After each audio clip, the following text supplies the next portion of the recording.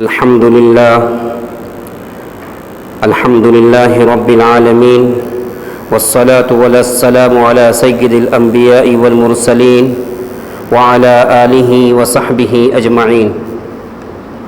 أعوذ بالله من الشيطان الرجيم. بسم الله الرحمن الرحيم. لقد كان لكم في رسول الله أسوة حسنة.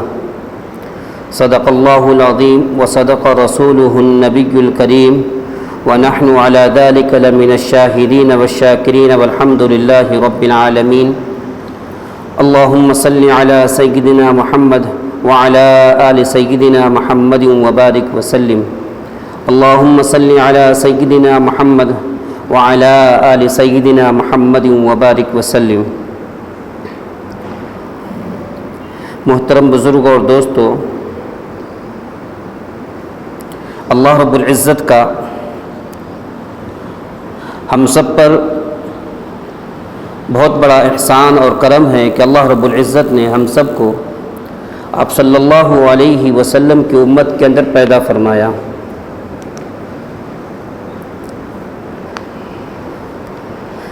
جناب محمد رسول اللہ صلی اللہ علیہ وسلم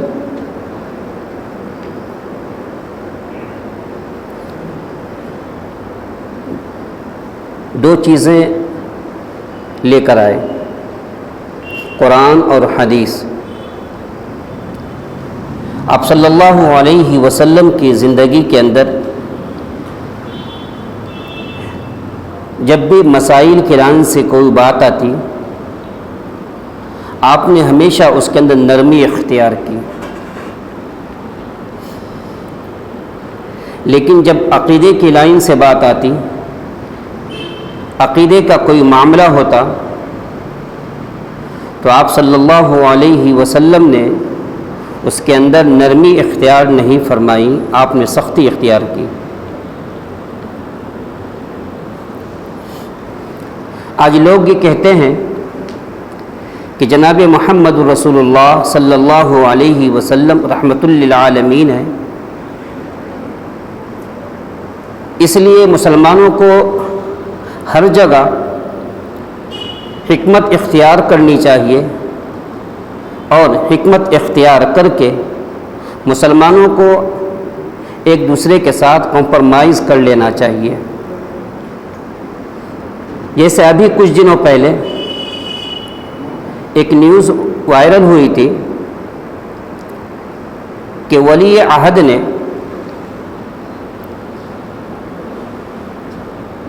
مکہ مکرمہ کے جو دارالافتاء جو مسئلے مسائل بتانے والے مفتیان کرام ہوتے ہیں، ان سے مسئلہ دریافت کیا کہ تمام کے تمام مذاہب کو ایک کر دیا جائے، تمام کے تمام مسئلوں کو ایک کر دیا جائے.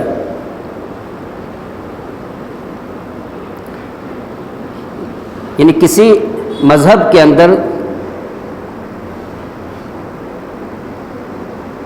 کوئی کسی مذہب کے اوپر عمل کر رہا ہے، کوئی کسی مذہب کے مطابق زندگی گزار رہا ہے، تو مفتیان کرام نے جو فتویٰ دیا وہ فتویٰ قرآن اور حدیث کے مطابق ہی دیا، ولی عہد کے دباؤ کے اندر نہیں آئے.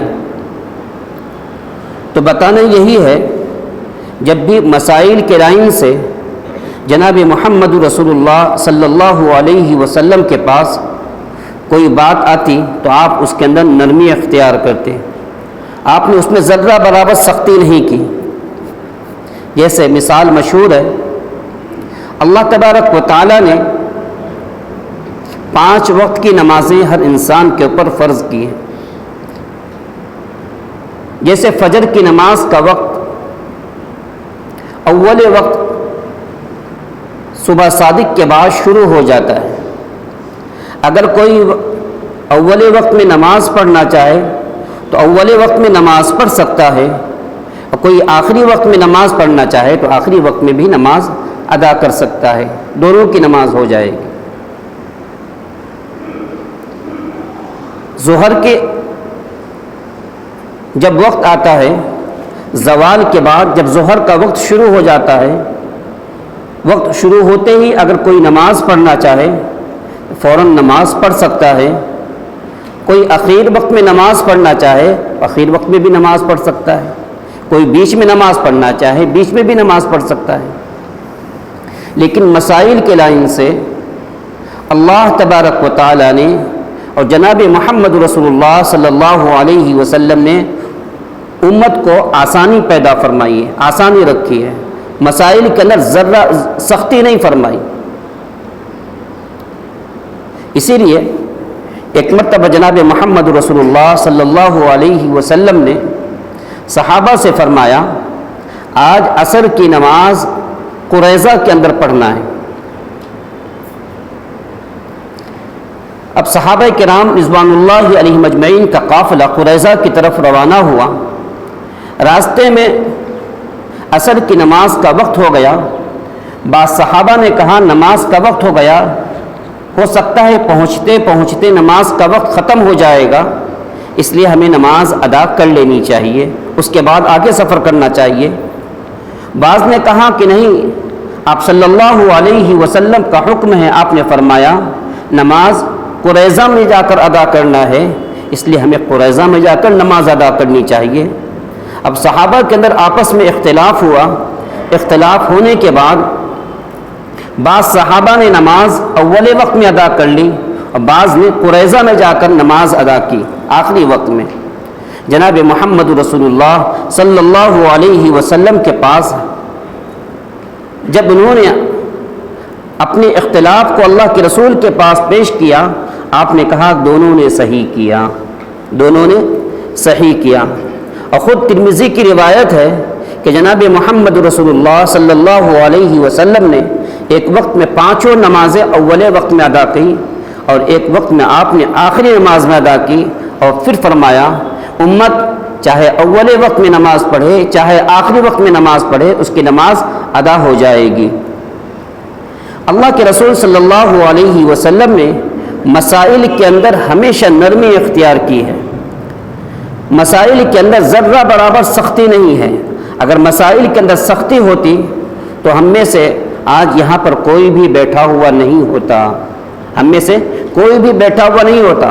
لیکن اللہ کے رسول صلی اللہ علیہ وسلم کے پاس جب بھی عقیدے کا کوئی معاملہ آیا، عقیدے کا کوئی معاملہ آیا تو عقیدے کے اندر آپ صلی اللہ علیہ وسلم نے ذرہ برابر نرمی اختیار نہیں فرمائی، آپ نے ذرہ برابر نرمی اختیار نہیں فرمائی۔ اسی لیے اگر کوئی بات بتا دی جاتی ہے، کوئی مسئلہ بتا دیا جاتا ہے، مسئلہ بتانے کے بعد انسان علماء پر اعتراض کرنا شروع کر دیتا ہے کہ علماء اپنی طرف سے نیا مسئلہ لے کر آ جاتے ہیں۔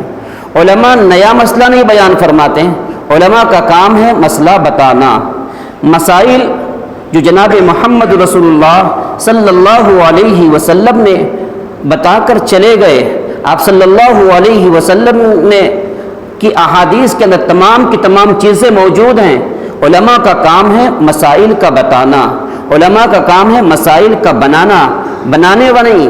لیکن آج ہم جب مسئلہ پوچھنے کے لیے جاتے ہیں، ہم چاہتے ہیں کہ میرے مزاج کے مطابق مسئلہ بتایا جائے، میں جیسا چاہوں ویسا مسئلہ بتایا جائے۔ اگر ہمارے مزاج کے خلاف کوئی مسئلہ بتا دیا جاتا ہے تو انسان ناراض ہو جاتا ہے، اس لیے اس میں ناراض ہونا نہیں چاہیے، کیونکہ علماء کا کام ہوتا ہے مسائل کا بتانا۔ تو جناب محمد رسول اللہ صلی اللہ علیہ وسلم کے اندر نے کبھی بھی عقیدے کے اندر ذرہ برابر نرمی اختیار نہیں فرمائی، ہمیشہ سختی اختیار فرمائی۔ اس کی مثال یوں سمجھ جائیے، جس طریقے سے اگر گھر کے اندر بیوی بیمار ہے تو بیوی کے ساتھ الگ رویہ اختیار کیا جاتا ہے، ماں بیمار ہے ماں کے ساتھ الگ رویہ اختیار کیا جاتا ہے، بہن ہے بہن کے ساتھ الگ رویہ اختیار کیا جاتا ہے۔ حالانکہ تمام کے تمام مستورات ہیں، تمام کی تمام عورتیں ہیں، ہر ایک کے ساتھ ایک سلوک نہیں کیا جاتا، بلکہ ہر ایک کا مرتبہ، ہر ایک کا مقام اللہ تبارک و تعالیٰ نے الگ رکھا ہے، اور انسان ہر ایک کو اسی نظر سے دیکھتا ہے۔ اسی طریقے سے جیسے انسان کو جب بخار ہو جاتا ہے، بخار ہونے کے بعد کبھی کبھی دوا کام کرنا بند کر دیتی ہے تو ڈاکٹر کہتے ہیں کہ بھائی اب پانی کی پٹی رکھی جائے، پانی سے اس کے بدن کو پوچھا جائے، کیونکہ ٹمپریچر بڑھا ہوا ہے، بخار کی شدت بڑھی ہوئی ہے اور دوا اس کے اوپر کام نہیں کر رہی ہے، اس لیے ڈاکٹر حضرات بھی پانی کی پٹی رکھنے کا حکم دیتے ہیں، پانی سے بدن کو پوچھنے کے لیے کہتے ہیں۔ کیوں؟ حالانکہ بخار کے اندر ٹھنڈی چیزوں سے پرہیز کرنے کے لیے کہا جاتا ہے، پانی سے اپنے آپ کو بچانے کے لیے کہا جاتا ہے، وقت وقت کی بات ہوتی ہے۔ اسی طریقے سے جب جس دور کے اندر جو مسائل بتائے جائیں، جیسا کرنے کے لیے کہا جائے، مسلمانوں کو چاہیے ہم اس کے مطابق زندگی گزارنے کی کوشش کریں۔ علماء نے اگر اپنی طرف سے کوئی مسائل بیان کر دیا، علماء نے حالات کے موافق اگر کوئی مسئلہ بتا دیا، ہمیں اس کو آمنا اور صدق نہ کرنا چاہیے، مان لینا چاہیے، کیوں علماء کا کام ہے مسائل کا بتانا، بنانا کام نہیں ہے۔ علماء بناتے نہیں ہیں، مسائل بتایا کرتے ہیں۔ جس طریقے سے آپ نے دیکھا ہوگا لاک ڈاؤن کے پیریڈ کے اندر جب جمعہ کی نماز نہیں ہوتی تھی، لوگ 3 آدمی ہیں تو جمعہ ادا کر لیتے ہیں، 5 آدمی ہیں جمعہ ادا کر لیتے ہیں، 2 آدمی ہیں 2 آدمی اپنی نماز جماعت کے ساتھ پڑھ لیا کرتے تھے۔ لیکن یہ کب ہے؟ اس وقت میں جب سچویشن خراب تھی، ہر طرف بیماریاں پھیلی ہوئی تھی، حکومت کی طرف سے گائیڈ لائن کر دی گئی تھی کہ بھائی مل جل کر نماز نہیں پڑھنا، ہم کشادہ کر کے نماز پڑھا کرتے تھے، فاصلہ رکھ کے نماز پڑھا کرتے تھے۔ لیکن اب اگر ہم یہ چاہیں کہ بھائی میں اس کونے میں بیٹھا رہوں، میں اس کونے میں بیٹھا رہوں اور میری نماز ادا ہو جائے گی، نماز نہیں ہوگی۔ صف کے اندر اتصال بہت ضروری ہے۔ اگر ہم کورونا کال کا ہم کہیں گے کہ بھائی الگ الگ نماز پڑھا کرتے تھے، جیسے آج بھی جو معذورین حضرات ہیں کوئی اس کونے میں بیٹھ جاتا ہے، کوئی اس کونے میں بیٹھ جاتا ہے، صفوں کا اتصال نہیں ہوتا اور ان کا خیال ہوتا ہے نماز تو ہو جاتی ہے۔ جب تک صف کے اندر اتصال نہیں ہوگا، صف کے اندر کندھے سے کندھے نہیں ملیں گے، نماز ذرہ برابر نہیں ہوگی، نماز نہیں ہوگی۔ اسی لیے ہم سب کو چاہیے کہ ہم مسئلے کے مطابق زندگی گزارنے والے بنیں۔ اللہ کے رسول صلی اللہ علیہ وسلم نے عقیدے کے اندر ذرہ برابر نرمی اختیار نہیں کی۔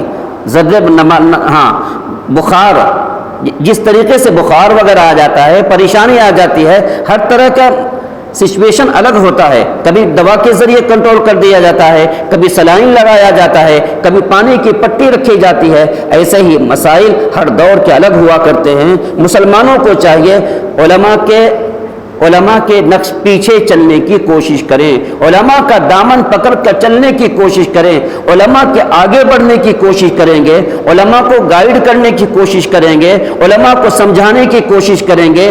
اگر کوئی علماء کے آگے ہوتا ہے، اس کا مقام کیا ہو جاتا ہے؟ وہ ہلاک اور برباد ہو جاتا ہے، دین کے اعتبار سے بھی برباد ہو گیا اور آخرت کے اعتبار سے بھی برباد ہو جاتا ہے۔ اس لیے جناب محمد رسول اللہ صلی اللہ علیہ وسلم نے فرمایا کہ تم عالم بنو یا عالم کی صحبت اختیار کرنے والے بنو یا عالم کی باتوں کو سننے والے بنو، لیکن آپ صلی اللہ علیہ وسلم نے فرمایا وَلَا تَكُنْ خَامِسًا، پانچویں مت بننا ورنہ تم ہلاک ہو جاؤ گے۔ یعنی ان کے آگے چلنے کی کوشش نہیں کرنا، ان کے پیچھے چلنا ہے۔ ہاں، آپ بولیں گے کہ آج ہمارے جیسے جس طریقے سے ہم عالم چاہتے ہیں ویسے ہمارے علماء نہیں ہیں، جیسے ہم ہیں ہمارے دور کے ویسے ہی علماء ہیں، جیسے علماء ہیں ان علماء کی اقتداء کرنا، ان علماء کو ماننا ہمارے لیے ضروری ہے۔ آج بعض لوگ یہ کہتے ہیں اللہ فلسطین کے اوپر 1 سال سے زائد ہو گئے اسرائیل بمباری کر رہا ہے، مسلمانوں کو مار رہا ہے، اللہ تبارک و تعالیٰ کی مدد نہیں آتی۔ آج لوگ کہتے ہیں فلاں جگہ مسجد گرا دی گئی، اللہ کی مدد نہیں آتی، فلاں جگہ مدرسے کو گرا دیا گیا، اللہ کی مدد نہیں آتی، فلاں جگہ مسلمانوں کے گھروں کو توڑ دیا گیا، اللہ کی مدد نہیں آتی۔ ہم کس بیس پہ اللہ کی مدد کو مانگ رہے ہیں؟ لوگ کہتے ہیں ہم اللہ کے ماننے والے ہیں، ہم جناب محمد رسول اللہ صلی اللہ علیہ وسلم کے طریقے کے مطابق زندگی گزارنے والے ہیں، اللہ کو ہماری مدد کرنی چاہیے تھی۔ نہیں، جس طریقے سے اللہ تبارک و تعالیٰ نے اسرائیل کو کھلا چھوڑ رکھا ہے، اللہ تبارک و تعالیٰ نے جس طریقے سے دشمنوں کی پکڑ اللہ نہیں فرما رہا ہے، کیوں نہیں پکڑ فرما رہا ہے؟ جس طریقے سے اللہ نے مسلمانوں کو چھوڑ رکھا ہے۔ اندازہ لگائیے، آج مسلمان اگر 1000 مسلمان ہیں، ایک اندازہ لگا لیجئے 1000 مسلمان ہیں، 1000 مسلمانوں میں سے صرف 10 افراد یا 1000 افراد نماز پڑھ رہے ہیں، 9000 مسلمان بے نمازی ہیں، 9000 مسلمان 5 وقت کی نمازوں کی پابندی نہیں کر رہے ہیں، تو پھر اللہ کی مدد کہاں سے آئے گی؟ جس طریقے سے اللہ تبارک و تعالیٰ نے مسلمانوں کو چھوڑ رکھا ہے، ایسے ہی اللہ تبارک و تعالیٰ نے دشمنوں کو بھی آزاد چھوڑ رکھا ہے۔ دشمن مسلمانوں کو پریشان کرتے ہیں، مسلمانوں کو تکلیف دیتے ہیں، اس لیے ہم سب کو چاہیے ہم شریعت اور سنت کے مطابق زندگی گزارنے کی کوشش کریں، جیسا جناب محمد رسول اللہ صلی اللہ علیہ وسلم نے زندگی گزاری ہے اس طریقے سے زندگی گزارنا ہے۔ آپ صلی اللہ علیہ وسلم مسائل کی لائن میں ذرہ برابر سختی نہیں فرماتے تھے، مسائل کی لائن میں ذرہ برابر سختی نہیں فرماتے تھے۔ آپ رحمت للعالمین ہیں۔ آپ نے دیکھا ہوگا کہ جس نے آپ کے اوپر ظلم کیا آپ نے اس کو بھی معاف کر دیا، جس نے آپ کے چچا کا موصلہ کیا آپ نے اس کو بھی معاف کر دیا۔ طائف کے موقع پر آپ صلی اللہ علیہ وسلم کو اوپر اتنے پتھر برسائے گئے، جوتیاں لہو لہان ہو گئی۔ اللہ تبارک و تعالیٰ نے پہاڑ کے فرشتوں کو بھیجا، اور پہاڑ کے فرشتوں کو بھیجنے کے بعد کہا کہ اے محمد صلی اللہ علیہ وسلم، یہ پہاڑ کے فرشتے، اللہ تبارک و تعالیٰ نے پہاڑوں کی ذمہ داری ان کے اوپر رکھی ہے، آپ اجازت دے دیجئے یہ دونوں پہاڑوں کو ملا کر اس بستی کو کیا کر دیں گے؟ ختم کر دیں گے، نیست و نابود کر دیں گے۔ اللہ کے رسول صلی اللہ علیہ وسلم نے اس وقت اللہ سے جو شکایت کی، اللہم انی اشکو ضعف قوتی وقلت حیلتی وحوانی علی الناس، اللہ کے رسول صلی اللہ علیہ وسلم نے اپنی کمزوری کو اللہ کے سامنے رکھا۔ ہو سکتا ہے میری دعوت دینے کے اندر کچھ کمزوری ہو گئی ہوگی، کچھ کمی ہو گئی ہوگی، اے اللہ میری کمزوری کو معاف فرما، اپنی شکایت اللہ کے سامنے رکھ رہے ہیں۔ اور پھر آپ صلی اللہ علیہ وسلم نے کہا میں نہیں چاہتا، ہو سکتا ہے طائف والوں نے میری بات کو نہیں مانا، اللہ تبارک و تعالیٰ ان کے خاندان کے اندر، ان کی نسل کے اندر کوئی ایسا انسان پیدا فرمائے گا جس کے ذریعے اللہ تبارک و تعالیٰ دین کو وجود میں لائے گا۔ میرے دوستو، اللہ تبارک و تعالیٰ نے اسی طائف کی بستی سے محمد بن قاسم کو پیدا فرمایا۔ محمد بن قاسم جو 17 سال کا نوجوان، 17 سال کا نوجوان ملک بھارت کے اندر سن 92 ہجری کے اندر اسلام آیا، سن 92 ہجری کے اندر آیا، جب راجہ داہر کی حکومت تھی۔ راجہ داہر کی حکومت نے عرب کے ایک جہاز کو اغوا کر لیا، اس کے اندر ایک نوشیزہ لڑکی تھی، اس لڑکی کو جب گرفتار کر لیا اس نے آواز دی، اس کی آواز پر محمد بن قاسم کا ایمان جوش میں آیا۔ محمد بن قاسم نے 17 سال کی عمر ہے، کوئی کا کمانڈر نہیں ہے، کوئی انہوں نے ٹریننگ نہیں لی ہے، لیکن 17 سال کا نوجوان چند نوجوانوں کو اکٹھا کرتا ہے اور ایک ایمان والی کو بچانے کے لیے، مسلمانوں کو بچانے کے لیے، اپنے قافلے والوں کو بچانے کے لیے، راجہ داہر کی جو ہندوستان کے اندر منظم حکومت تھی، منظم ملٹری تھی، ان کے پاس پاور تھی، ان کے پاس سب کچھ تھا، 17 سال کے نوجوانوں نے ان کو شکست دے کر کامیابی حاصل کر لی۔ وہی محمد بن قاسم جس کی بدولت آج پورے ہندوستان کے اندر مسلمان لا الہ الا اللہ محمد رسول اللہ پڑھ رہے ہیں، یہ اسی کی برکت تھی کہ جناب محمد رسول اللہ صلی اللہ علیہ وسلم نے طائف کے موقع پر اپنے اوپر ہونے والے ظلم کو، اپنے اوپر ہونے والی پریشانی کو کا بدلہ نہیں لیا، بلکہ آپ نے معاف فرما دیا۔ اور اللہ تبارک و تعالیٰ نے قرآن کریم کے اندر ایک سورت نازل فرمائی، سورہ کافرون۔ اللہ نے سورہ مسلمون نازل نہیں فرمائی، مسلمانوں کے بارے میں قرآن کریم کے اندر کوئی سورت نازل نہیں فرمائی۔ اللہ نے ایمان والوں کے بارے میں قرآن کریم کے تو کوئی صورت نازل نہیں فرمائی. اللہ نے سیدوں کے بارے میں، شیخ کے بارے میں کوئی صورت نازل نہیں فرمائی. اللہ نے کافروں کے بارے میں نازل فرمائی سورۃ الکافرون. قل یا ایھا الکافرون لا اعبد ما تعبدون ولا انتم عابدون ما اعبد. اللہ نے قرآن کریم کی پوری صورت اتار دی. اس صورت کا پس منظر کیا ہے؟ اللہ تبارک و تعالی نے سورہ کافرون کو نازل کیوں فرمایا؟ قریش مکہ نے جب دیکھا کہ ہماری دال گل نہیں رہی ہے، اسلام روز بروز پھیلتا جا رہا ہے، اسلام کو ہم دبانے کی کوشش کر رہے ہیں، محمد صلی اللہ علیہ وسلم کو دبانے کی کوشش کر رہے ہیں، لیکن محمد کے ماننے والے بڑھتے جا رہے ہیں، محمد کو ماننے والے بڑھتے جا رہے ہیں. کیوں؟ چلو جا کر محمد کے ساتھ ایک ڈیل کر لیتے ہیں، محمد سے ایک ڈائلاگ کر لیتے ہیں. قریش مکہ آئے، قریش مکہ کے بڑے بڑے وفد آئے، بڑے بڑے سرداران قریش آئے، اور آنے کے بعد جناب محمد رسول اللہ صلی اللہ علیہ وسلم کے پاس کہا کہ اللہ کے رسول صلی اللہ علیہ وسلم ہم ایمان لینے کے لیے آئے ہیں.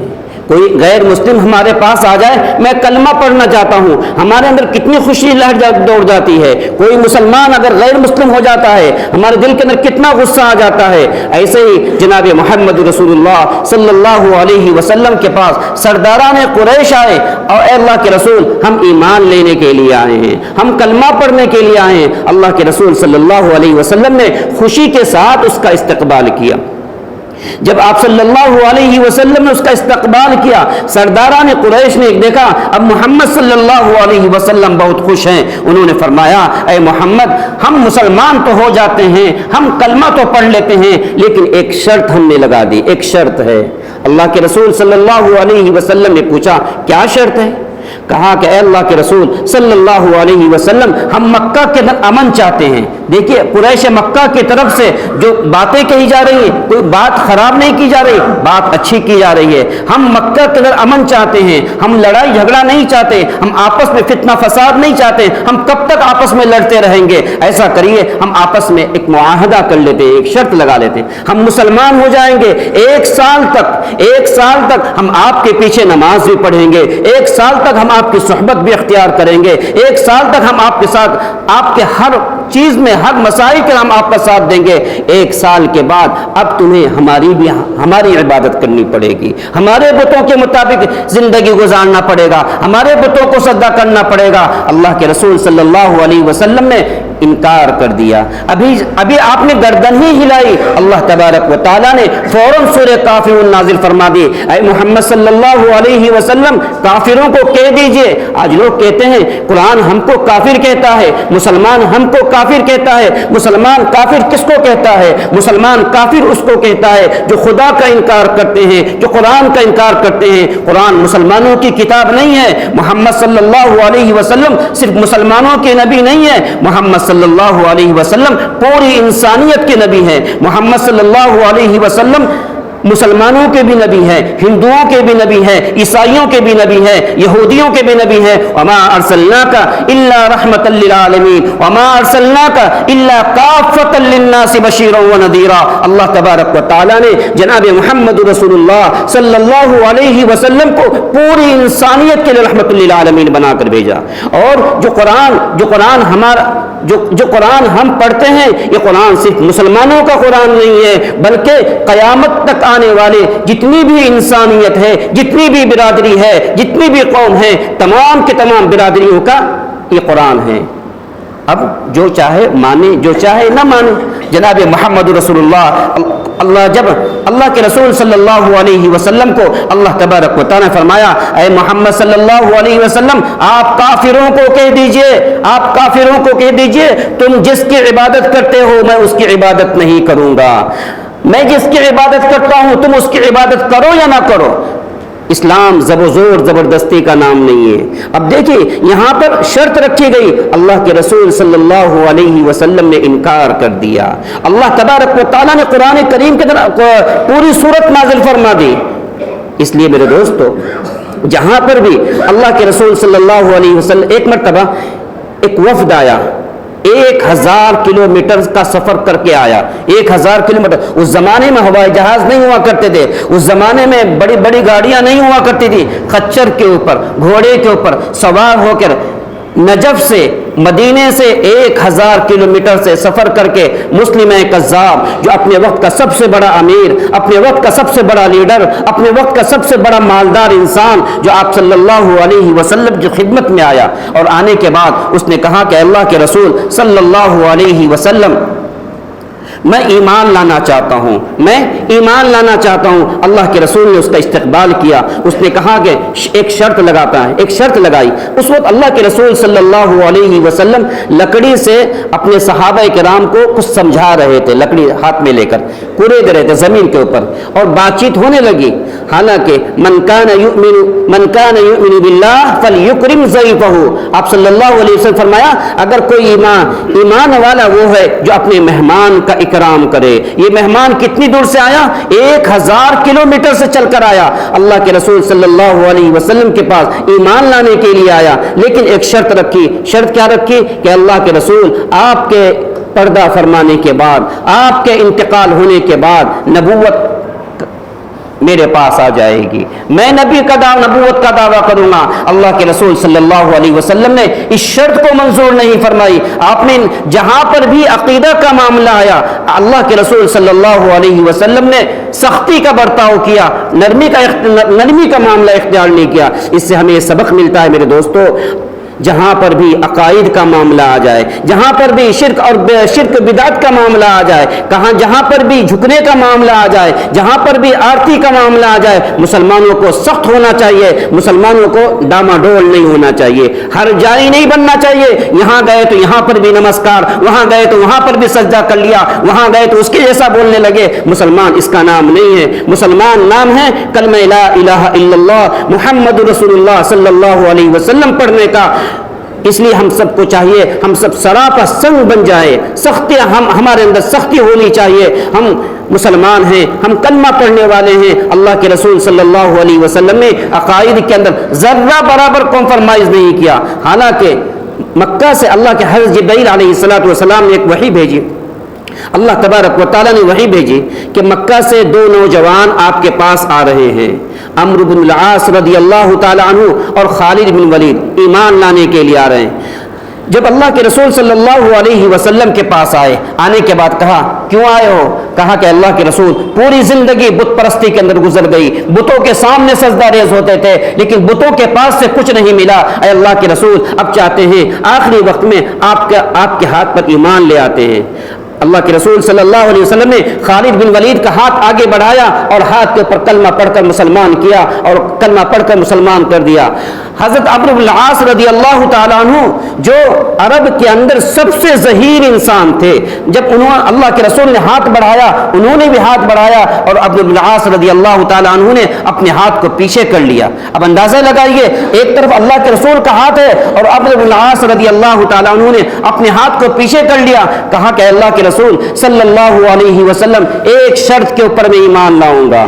اب دیکھیے وہاں پر بھی شرط لگائی گئی، یہاں پر بھی شرط لگائی گئی۔ اللہ کے رسول نے پوچھا مالک یا عمر، مالک یا عمر، کیا اللہ کے عمر تجھے کیا ہو گیا ہے؟ میں ہاتھ بڑھا رہا ہوں اور تو نے ہاتھ کو پیچھے کھینچ لیا، ہاتھ کو پیچھے باندھ لیا۔ اللہ کے رسول صلی اللہ علیہ وسلم سے اس نے ایک شرط لگائی۔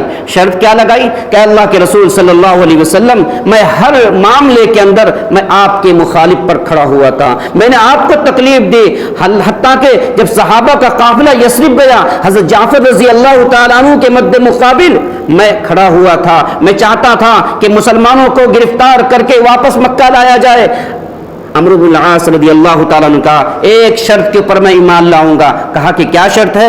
شرط یہ ہے کہ اللہ کے رسول صلی اللہ علیہ وسلم کل قیامت کے دن مجھے جنت دلانے کے حقدار آپ کو، جنت دلانے کا حقدار آپ کو ہوگا، آپ مجھے اپنی ضمانت پر جنت کا داخلہ کروائیں گے۔ اللہ کے رسول صلی اللہ علیہ وسلم نے کہا ٹھیک ہے میں ضمانت لیتا ہوں، اور عمرو بن العاص رضی اللہ تعالیٰ نے ہاتھ آگے بڑھایا اور کلمہ پڑھ کر مسلمان ہو گئے۔ میرے دوستو یہاں پر بھی شرط لگائی گئی، جو شرط مسائل کے لائن سے تھی اللہ کے رسول صلی اللہ علیہ وسلم نے اس کا استقبال کیا، جو عقیدے کے لائن سے تھی اللہ کے رسول صلی اللہ علیہ وسلم نے اور قرآن نے ڈنکے کی چوٹ پر منع کر دیا۔ اس لیے میرے دوستو ہمیں چاہیے ہم شریعت اور سنت کے مطابق زندگی گزارنے والے بنیں، قرآن اور حدیث کے مطابق زندگی گزارنے والے بنیں، ہم سچے اور پکے مسلمان بنیں۔ اللہ تبارک و تعالی ہم سب کو کہنے سے زیادہ عمل کرنے کی توفیق عطا فرمائے۔